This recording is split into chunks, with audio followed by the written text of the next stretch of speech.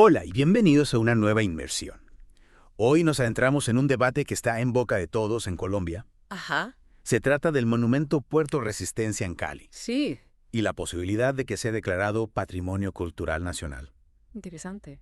Para ponernos en contexto, este monumento surgió de las protestas sociales del 2021, Ya, en un barrio obrero, ¿no? exacto, Y bueno, para algunos simboliza esa lucha social, ¿no? La capacidad de superación de la juventud. claro. Pero para otros es todo lo contrario. Representa el vandalismo y la destrucción de esos días. Por supuesto, hay visiones muy diferentes. Para entender mejor este debate, vamos a analizar una discusión en un programa de radio colombiano, Que me parece bien. donde el ministro de Cultura, Juan David Correa, defiende el valor cultural del monumento, Ajá, frente al escepticismo del periodista Néstor Morales, una confrontación interesante. que les permite explorar esas tensiones entre la memoria histórica, la expresión popular Sí, y la instrumentalización política. sin duda. Preparado para zambullirnos en este debate. Totalmente, empecemos. Vale, empezamos con la perspectiva del ministro Correa. ¿De acuerdo? Él argumenta que el monumento representa una expresión genuina de la cultura popular, Claro. que refleja, digamos, las vivencias y luchas de la comunidad. Lo interesante es que Correa lo enmarca como un testimonio de la creatividad y resistencia de las comunidades marginadas, ¿no? Resalta la importancia de reconocer y comprender las diversas perspectivas, Sí. especialmente las de aquellos que a menudo son silenciados. Y no se queda ahí. Correa también destaca el papel del monumento en la creación de memoria Ajá. y del fomento del diálogo sobre eventos difíciles en la historia de Colombia. En lugar de intentar borrar o negar el pasado, Correa cree que debemos confrontarlo Sí. y aprender de él. El monumento, en su opinión, sirve como catalizador para este proceso de reflexión. Correa se opone, digamos, firmemente a la idea de etiquetar el monumento como algo puramente negativo. Ya veo. Lo presenta como un reflejo de las complejas realidades sociales. Y la necesidad de expresión democrática. Y conecta la construcción del monumento con movimientos sociales en otras partes del mundo, Claro. argumentando que la protesta social es una parte legítima de cualquier sociedad democrática. Una perspectiva que sin duda dará que hablar. Desde luego. Para aclarar cualquier duda, Correa se esfuerza en explicar el riguroso proceso para designar sitios de patrimonio cultural. Menciona investigaciones académicas, tesis doctorales, la deliberación de un Consejo Nacional. Ajá. Busca refutar la acusación de que la decisión se basa en un capricho o en motivaciones políticas. Un punto clave de la discusión es la defensa de Correa del derecho del gobierno a tener una postura ideológica, Interesante. algo que Morales, el periodista, no parece compartir. Este es un punto crucial. Correa argumenta que todas las acciones, incluso las culturales, son inherentemente políticas Ya. y que reconocer esto es fundamental para un debate abierto y honesto. Hablando de Morales, pasemos ahora a su perspectiva. Vale. Él cuestiona el valor cultural del monumento. Y acusa al gobierno de utilizarlo para obtener rédito político. Morales se centra en el dolor y la destrucción que algunos residentes de Cali experimentaron durante las protestas de 2021. Claro. Insinúa que el monumento glorifica estos aspectos negativos en lugar de promover la reconciliación. De hecho, critica al gobierno por centrarse en gestos simbólicos, Sí. en lugar de abordar las necesidades reales de la comunidad. Su argumento se centra en que el gobierno debería invertir en educación, infraestructura u otras áreas que beneficien directamente a la comunidad, en lugar de destinar recursos a la preservación de un monumento que considera divisivo. Un punto de vista que seguro resuena con muchos. Probablemente. Morales también expresa su preocupación por la naturaleza potencialmente divisiva del monumento. Argumenta que carece de un amplio consenso y que podría exacerbar las divisiones sociales, especialmente entre aquellos que tienen diferentes recuerdos y experiencias de las protestas de 2021. Un punto a tener en cuenta. Sin duda. Llama la atención cómo Morales utiliza un lenguaje bastante cargado durante la entrevista, Sí, es cierto. presionando a Correa para que adopte posturas extremas.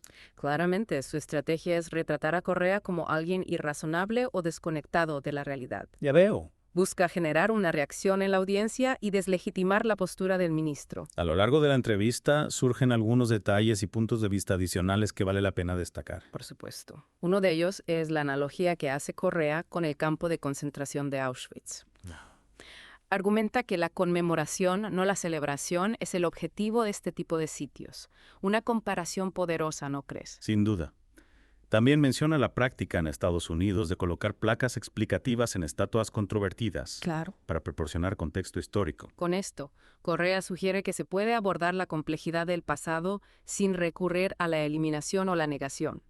Interesante. Una alternativa que podría generar un debate interesante. Otro punto relevante es la reacción de Correa ante el intento de Morales de vincular el monumento al consumo de drogas. Ah, sí. Correa rechaza enérgicamente esta asociación, Claro.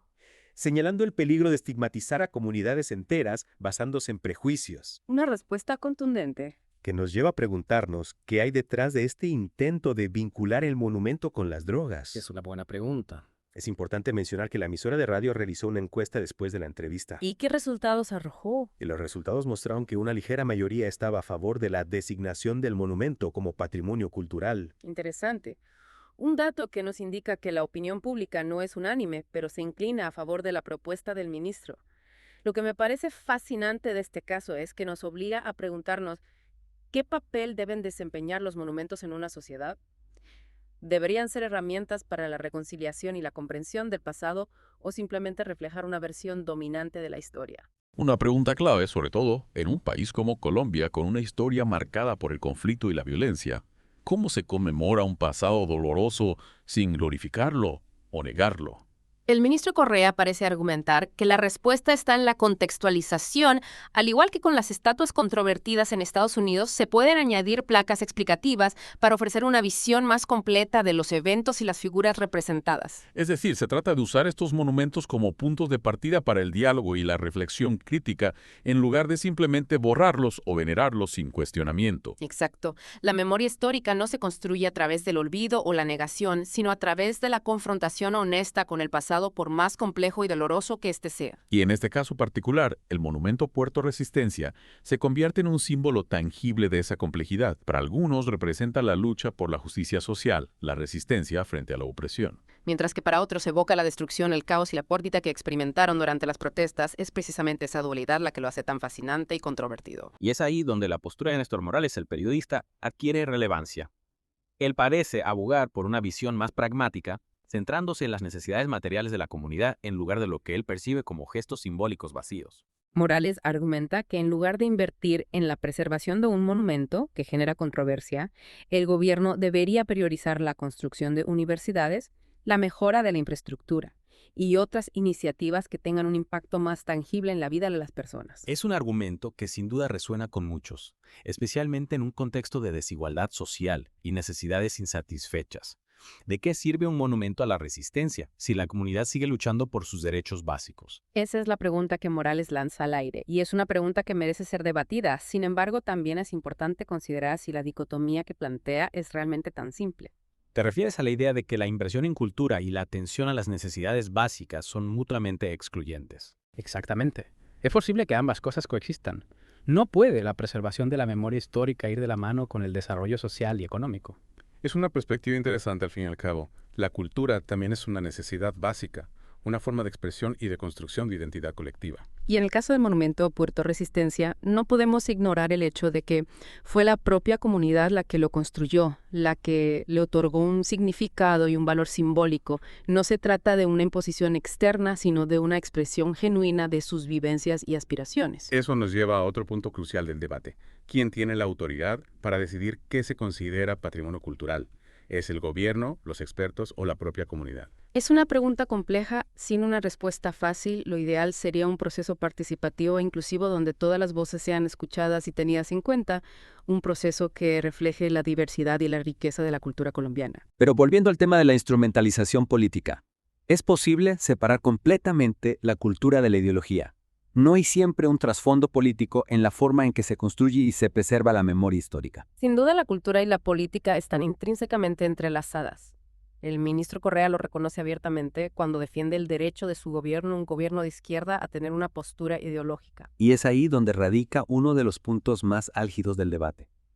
¿Hasta qué punto la intervención del gobierno en la esfera cultural puede considerarse legítima? ¿Dónde termina la promoción de la memoria histórica? ¿Y dónde comienza la manipulación política? Son preguntas difíciles que nos obligan a reflexionar sobre el papel del Estado en la configuración de la identidad nacional y la narrativa histórica, preguntas que resuenan con especial fuerza en un país como Colombia, con un pasado marcado por la polarización y la violencia. Y a la vez, nos inviten a cuestionar nuestras propias ideas preconcebidas sobre la cultura, la política y la memoria.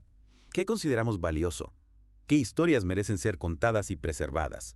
¿Y quién tiene el derecho de decidirlo? Son interrogantes que en última instancia cada uno de nosotros debe responder, interrogantes que nos invitan a reflexionar sobre nuestro propio papel como ciudadanos en la construcción de una sociedad más justa y democrática. Claro, si se logra superar esa polarización y se generan las condiciones para un diálogo constructivo, ¿no? Exacto. Un diálogo que reconozca el dolor y las pérdidas del pasado, Sí. pero que también mire hacia el futuro. Con esperanza. Con esperanza y determinación. Totalmente. Al final, la decisión sobre la designación del monumento como patrimonio cultural es solo una parte, ¿no? Sí. De un debate mucho más amplio. Mucho más amplio, sí. Sobre cómo las sociedades lidian con la memoria histórica, la justicia social. Ajá. Y la construcción de una identidad colectiva. Y lo que ese caso nos demuestra es que no hay respuestas fáciles. Ni soluciones únicas. Claro. Se trata de un proceso complejo y continuo, Sí. que requiere diálogo, Diálogo. empatía Empatía. y la voluntad de escuchar perspectivas diferentes, Claro. incluso aquellas que nos incomodan o desafían nuestras propias convicciones. Y quizás lo más importante, la capacidad de aprender del pasado para construir un futuro mejor. Sin duda. Una tarea que, bueno, nos incumbe a todos. Totalmente. Y que nos invita a preguntarnos, ¿qué tipo de sociedad queremos construir? ¿No? Ajá. ¿Una sociedad que se aferra al rencor y la división? ¿O una sociedad que busca la reconciliación y la justicia? Esa es la pregunta. La respuesta está en nuestras manos. Bueno, con esto llegamos al final de nuestra inmersión profunda en la controversia en torno al monumento Puerto Resistencia. Esperamos que este análisis te haya brindado nuevas perspectivas Por supuesto. y te haya motivado a reflexionar sobre estos temas tan relevantes. Sin duda, este debate nos invita a todos a seguir explorando estas complejas cuestiones y a participar activamente en la construcción de una sociedad más justa y equitativa. Hasta la próxima.